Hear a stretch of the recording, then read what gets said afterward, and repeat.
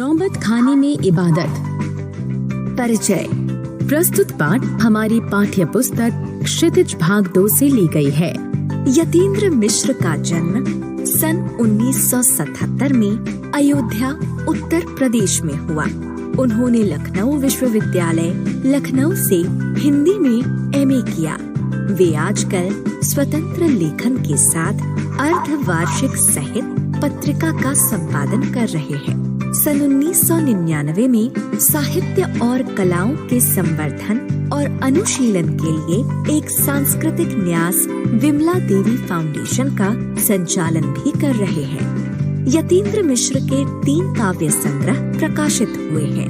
यदा कदा, अयोध्या तथा अन्य कविताएं, ड्योढ़ी पर आलाप। इसके अलावा शास्त्रीय गायिका गिरिजा देवी के जीवन और संगीत साधना पर एक पुस्तक गिरिजा लिखी।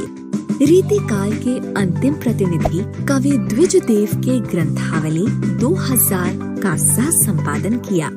कुंवर नारायण पर केंद्रित 2 पुस्तकों के अलावा स्पिट मैके के लिए विरासत 2001 के कार्यक्रम के लिए रूपंकर कलाओं पर केंद्रित हाथी का संपादन भी किया। युवा रचनाकार यतीन्द्र मिश्र को भारत भूषण अग्रवाल कविता सम्मान, हेमंत स्मृति कविता पुरस्कार, ऋतुराज सम्मान आदि कई पुरस्कार प्राप्त हुए हैं। कविता, संगीत व अन्य ललित कलाओं के साथ साथ समाज और संस्कृति के विविध क्षेत्रों में भी उनकी गहरी रुचि है। नौबत खाने में इबादत प्रसिद्ध शहनाई वादक उस्ताद बिस्मिल्लाह खां पर रोचक शैली में लिखा गया व्यक्ति चित्र है। यतीन्द्र मिश्र ने बिस्मिल्लाह खां का परिचय तो दिया ही है, साथ ही उनकी रुचियों, उनके अंतर्मन की बुनावट, संगीत की साधना और लगन को संवेदनशील भाषा में व्यक्त किया है। उन्होंने यह भी स्पष्ट किया है कि संगीत एक आराधना है, इसका विधि विधान है, इसका शास्त्र है। इस शास्त्र से परिचय आवश्यक है। सिर्फ परिचय ही नहीं, उसका अभ्यास जरूरी है और अभ्यास के लिए गुरु शिष्य परंपरा जरूरी है। पूर्ण तन्मयता जरूरी है, धैर्य जरूरी है, मंथन जरूरी है। वह लगन और धैर्य बिस्मिल्लाह खां में रहा है, तभी 80 वर्ष की उम्र में भी उनकी साधना चलती रही है। यतीन्द्र मिश्र संगीत की शास्त्रीय परंपरा के गहरे जानकार हैं। इस पाठ में इसकी कई अनुगूंजें हैं, जो पाठ को बार बार पढ़ने के लिए आमंत्रित करती हैं। भाषा सहज, प्रवाहमयी तथा प्रसंगों और संदर्भों से भरी हुई है। सन 1916 से 1922 के आसपास के काशी पंचगंगा घाट स्थित बालाजी मंदिर की ड्योढ़ी का नौबत खाना और नौबत खाने से निकलने वाली मंगल ध्वनि। अमीरुद्दीन अभी सिर्फ 6 साल का है और बड़ा भाई शमसुद्दीन 9 साल का। अमीरुद्दीन को पता नहीं है कि राग किस चिड़िया को कहते हैं और ये लोग हैं मामू जान वगैरह जो बात बात पर भीम पलासी और मुल्तानी कहते रहते हैं। क्या वाजिब मतलब हो सकता है इन शब्दों का? इस लिहाज से अभी उम्र नहीं है अमीरुद्दीन की जान सके इन भारी शब्दों का वजन कितना होगा। गोया इतना जरूर है कि अमीरुद्दीन व शमसुद्दीन के मामाद्य सादिक हुसैन तथा अली बख्श देश के जाने माने शहनाई वादक हैं। विभिन्न रियासतों के दरबार में बजाने जाते रहते हैं। रोज नामचे में बालाजी का मंदिर सबसे ऊपर आता है। हर दिन की शुरुआत वहीं ड्योढ़ी पर होती है। मंदिर के विग्रहों को पता नहीं कितनी समझ है, जो रोज बदल बदल कर मुल्तानी, कल्याण, ललित और कभी भैरव रागों को सुनते रहते हैं। ये खानदानी पेशा है अली बख्श के घर का। उनके अब्बाजान भी यहीं ड्योढ़ी पर शहनाई बजाते रहते हैं। अमीरुद्दीन का जन्म डुमरांव, बिहार के एक संगीत प्रेमी परिवार में हुआ है। 5-6 वर्ष डुमरांव में बिताकर वह नाना के घर ननिहाल काशी में आ गए हैं। डुमरांव का इतिहास में कोई स्थान बनता हो ऐसा नहीं लगा कभी भी, पर यह जरूर है कि शहनाई और डुमरांव एक दूसरे के लिए उपयोगी हैं। शहनाई बजाने के लिए रीड का प्रयोग होता है। रीड अंदर से पोली होती है जिसके सहारे शहनाई को फूंका जाता है। रीड नरकट एक प्रकार की घास से बनाई जाती है जो डुमराव में मुख्यतः सोन नदी के किनारों पर पाई जाती है। इतनी ही महना है इस समय डुमराव की, जिसके कारण शहनाई जैसा वाद्य बजता है। फिर अमीरुद्दीन जो हम सब के प्रिय हैं, अपने उस्ताद बिस्मिल्लाह खां साहब हैं। उनका जन्म स्थान भी डुमराव ही है। इनके परदादा उस्ताद सलार हुसैन खां डुमराव निवासी थे। बिस्मिल्लाह खां उस्ताद पैगंबर बख्श खां और मिट्टन के छोटे साहबजादे हैं। अमीरुद्दीन की उम्र अभी 14 साल है। मसलन बिस्मिल्लाह खां की उम्र अभी 14 साल है। वही काशी है, वही पुराना बालाजी का मंदिर जहां बिस्मिल्लाह खां को नौबत खाने रियाज के लिए जाना पड़ता है। मगर एक रास्ता है बालाजी मंदिर तक जाने का। यह रास्ता रसूलन बाई और बतूलन बाई के यहाँ से होकर जाता है। इस रास्ते से अमीरुद्दीन को जाना अच्छा लगता है। इस रास्ते न जाने कितने तरह के बोल बनाव, कभी ठुमरी, कभी टप्पे, कभी दादरा के मार्फत ड्योढ़ी तक पहुँचते रहते हैं। रसूलन और बतूलन जब गाती हैं तब अमीरुद्दीन को खुशी मिलती है। अपने ढेरों साक्षात्कारों में बिस्मिल्लाह खां साहब ने स्वीकार किया है कि उन्हें अपने जीवन के आरंभिक दिनों में संगीत के प्रति आसक्ति इन्हीं गायिका बहनों को सुनकर मिली है। एक प्रकार से उनकी अबोध उम्र में अनुभव की स्लेट पर संगीत प्रेरणा की वर्णमाला रसूलन बाई और बतूलन बाई ने उकेरी है। वैदिक इतिहास में शहनाई का कोई उल्लेख नहीं मिलता। इसे संगीत शास्त्रांतर्गत सुशिर वाद्यों में गिना जाता है। अरब देश में फूंक कर बजाए जाने वाले वाद्य जिसमें नाड़ी, नरकट या रीड होती है को नए बोलते हैं। शहनाई को शहनय अर्थात सुशिर वाद्यों में शाह की उपाधि दी गई है। 16वीं शताब्दी के उत्तरार्ध में तानसेन के द्वारा रची बंदिश जो संगीत राग कल्पद्रुम से प्राप्त होती है, में शहनाई, मुरली, वंशी, श्रृंगी एवं मुरछंग आदि का वर्णन आया है। अवधी पारंपरिक लोकगीतों एवं चैती में शहनाई का उल्लेख बार बार मिलता है। मंगल का परिवेश प्रतिष्ठित करने वाला यह वाद्य इन जगहों पर मांगलिक विधि विधानों के अवसर पर ही प्रयुक्त हुआ है। दक्षिण भारत के मंगल वाद्य नागस्वरम की तरह शहनाई प्रभाती की मंगल ध्वनि का संपूरक है। शहनाई के इसी मंगल ध्वनि के नायक बिस्मिल्लाह खां साहब 80 बरस से सुर मांग रहे हैं। सच्चे सुर की नेमत, 80 बरस की 5 वक्त वाली नमाज इसी सुर को पाने की प्रार्थना में खर्च हो जाती है। लाखों सजदे इसी एक सच्चे सुर की इबादत में खुदा के आगे झुकते हैं। वे नमाज के बाद सजदे में गिड़गिड़ाते हैं, मेरे मालिक एक सुर बख्श दे। सुर में वह तासीर पैदा कर कि आंखों में सच्चे मोती की तरह अनगढ़ आंसू निकल आए। उनको यकीन है कभी खुदा यूं ही उन पर मेहरबान होगा और अपनी झोली से सुर का फल निकालकर उनकी ओर उछालेगा। फिर कहेगा, ले जा अमीरुद्दीन, इसको खा ले और कर ले अपनी मुराद पूरी। अपने ओहा पोहों से बचने के लिए हम स्वयं किसी शरण, किसी गुफा को खोजते हैं जहां अपनी दुश्चिंताओं, दुर्बलताओं को छोड़ सकें और वहां से फिर अपने लिए एक नया तिलिस्म गढ़ सकें।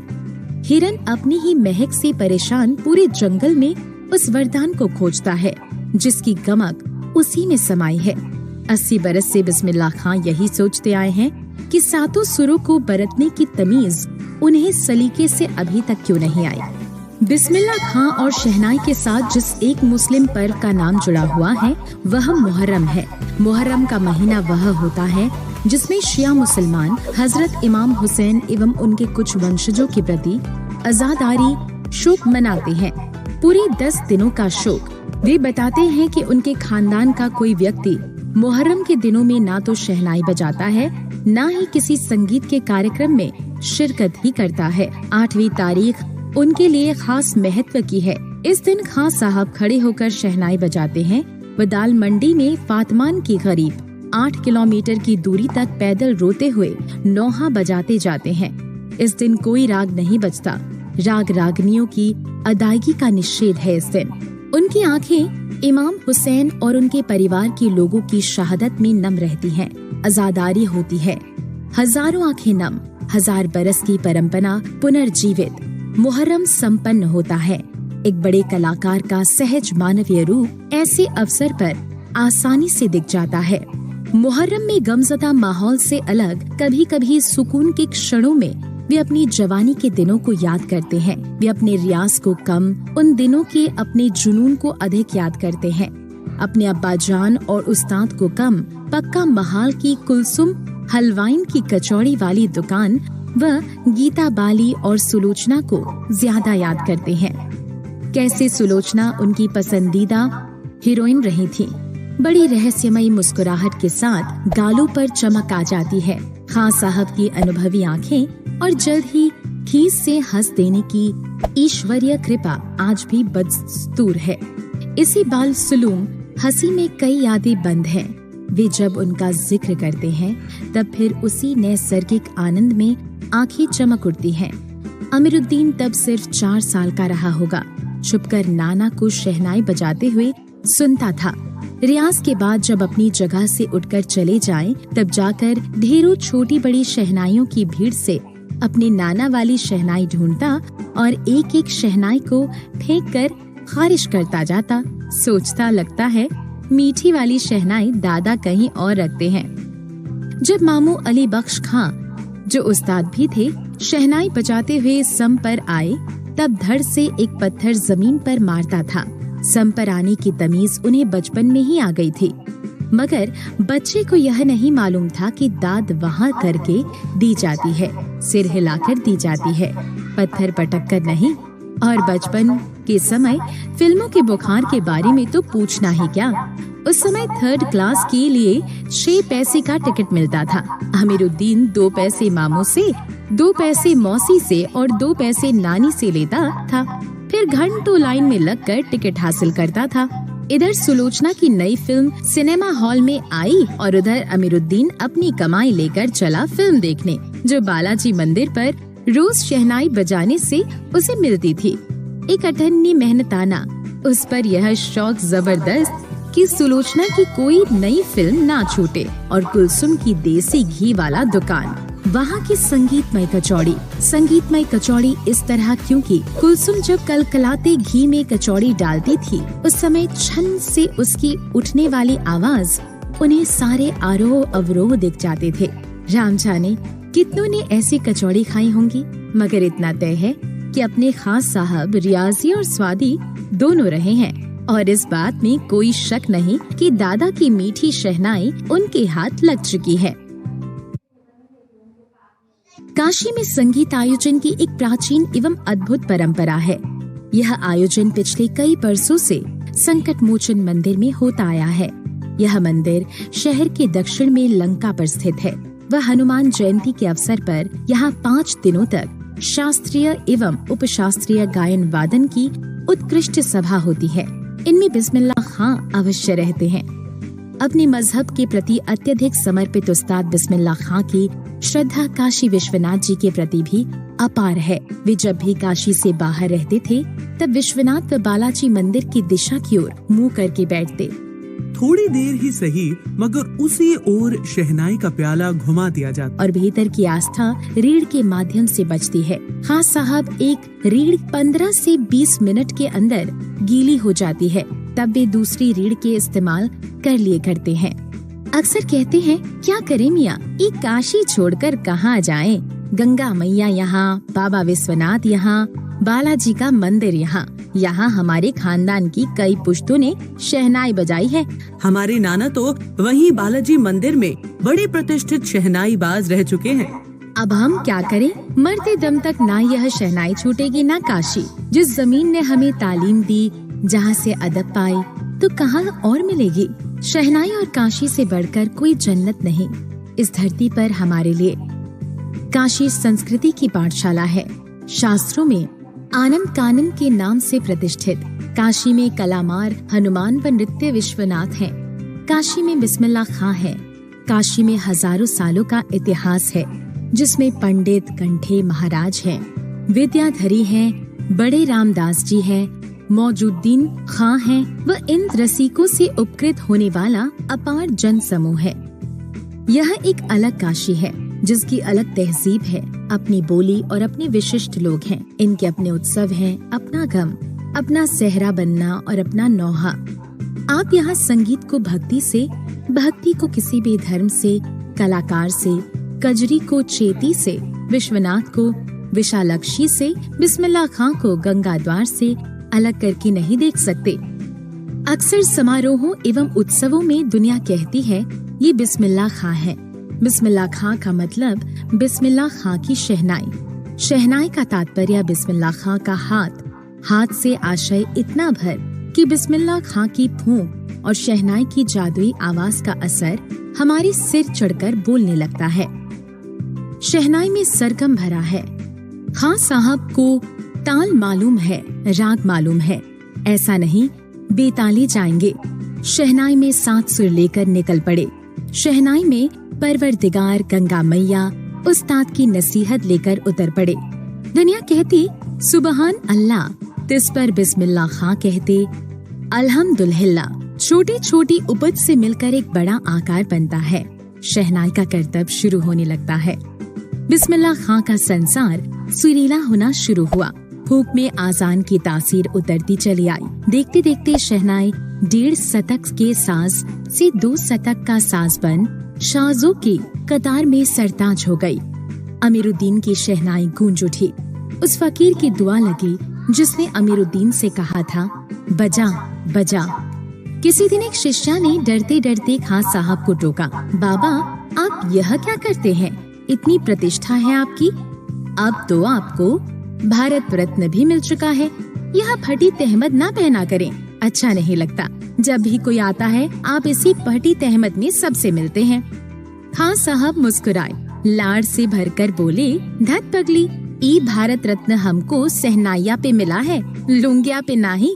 तुम लोगों की तरह बनाव सिंगार देखते रहते तो उम्र ही बीत जाती, हो चुकती सहनाई, तब क्या खाक रियाज हो पाता। ठीक है बिटिया, आगे से नहीं पहनेंगे, मगर इतना बताए देते हैं कि मालिक ये सही दुआ है, फटा सुर ना बख्शे। लुंगिया का क्या, आज फटी तो कल सी गई। सन 2000 की बात है। पक्का महल काशी विश्वनाथ से लगा हुआ अधिकतम इलाका है से मलाई बर्फ बेचने वाला जा चुके हैं। हाँ साहब को इसकी कमी खलती है। अब देसी घी में वह बात कहाँ और कहाँ वह कचौड़ी जलेबी। खां साहब तो बड़ी शिद्दत से कमी खलती है। अब संगीतियों के लिए गायक के मन में कोई आदर नहीं रहा। खां साहब अफसोस जताते हैं, अब घंटों रियाज को कौन पूछता है। हैरान है बिस्मिल्लाह खां, कहाँ वह कजली, चैती और अदब का जमाना। सचमुच हैरान करती है काशी। पक्का महल से जैसे मलाई बर्फ गया। संगीत, साहित्य और अदब की बहुत सारी परंपराएं लुप्त हो गयीं। एक सच्चे सुर साधक और सामाजिक की भांति बिस्मिल्लाह खां साहब को इन सब की कमी खलती है। काशी में जिस तरह बाबा विश्वनाथ और बिस्मिल्लाह खां एक दूसरे के पूरक रहे हैं, उसी तरह मुहर्रम, ताजिया और होली, अबीर, गुलाल की गंगा जामुनी संस्कृति भी एक दूसरे के पूरक रहे हैं। अभी जल्द ही बहुत कुछ इतिहास बन चुका है, अभी आगे बहुत कुछ इतिहास बन जाएगा। फिर भी कुछ बचा है जो सिर्फ काशी में है। काशी आज भी संगीत के स्वर में जागती और उसी के थापों पर सोती है। काशी में मरण भी मंगल माना गया है। काशी आनंद कानन है। सबसे बड़ी बात है कि काशी के पास उस्ताद बिस्मिल्लाह खां जैसा लय और सुर की तमीज सिखाने वाला नायाब हीरा रहा है, जो हमेशा से दो कौमों को एक होने व आपस में भाईचारे के साथ रहने की प्रेरणा देता रहा। भारत रत्न से लेकर इस देश के ढेरों विश्वविद्यालयों की मानद उपाधियों से अलंकृत व संगीत नाटक अकादमी पुरस्कार एवं पद्म विभूषण जैसे सम्मानों से नहीं, बल्कि अपनी अजेय संगीत यात्रा के लिए बिस्मिल्लाह खां साहब भविष्य में हमेशा संगीत के नायक बने रहेंगे। 90 वर्ष की भरी पूरी आयु में 21 अगस्त 2006 को संगीत रसिकों को हार्दिक सभा से विदा हुए खां साहब की सबसे बड़ी देन हमें यही है कि पूरे 80 बरस उन्होंने संगीत को संपूर्णता व एकाधिकार से सीखने की जिजीविषा को अपने भीतर जिंदा रखा।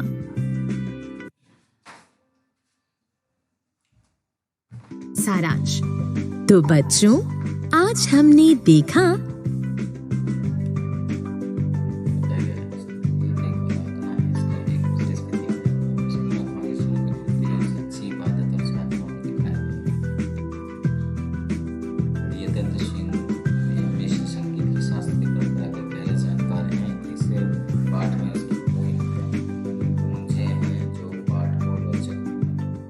पहला क्वेश्चन है, यतेंद्र मिश्र का जन्म कब हुआ था? तो कब हुआ था इसका जन्म? 1970, 1975, 1977 या 1980? कब हुआ था? 1977 को हुआ था। अगला, यतेंद्र मिश्र किस राज्य से संबंध रखते थे? किस राज्य से संबंध रखते थे भाई? ये थे उत्तर प्रदेश से। ठीक है जी। तो अगला, शहनाई की किस प्रकार की ध्वनि होती है? अमंगल ध्वनि, मंगल ध्वनि, उत्तम ध्वनि या कम ध्वनि? तो कैसी होती है? मंगल ध्वनि होती है। बिस्मिल्लाह खां जवानी के दिनों में क्या याद करना चाहते थे? रियाज, जुनून, सुलोचन या हलवाई? तो क्या यानी कि जुनून रखना चाहते थे। ठीक है। अगला, यतेंद्र मिश्र किस अर्धवार्षिक पत्रिका के संपादक थे? तो ये किसके संपादक थे? साहित्य के संपादक थे। हंस के भी नहीं थे, प्रभाव के, कामना के भी नहीं थे, तो ये साहित्य के संपादक थे। तो सादिक हुसैन तथा अली बख्श की क्या पहचान है? तो ये लेसन में बताई गई थी, तो आप उसका जवाब दीजिए। अगला, अमीरुद्दीन का जन्म कहाँ हुआ था? तीसरा, शहनाई और डुमराव एक दूसरे से कितना उपयोगी थे?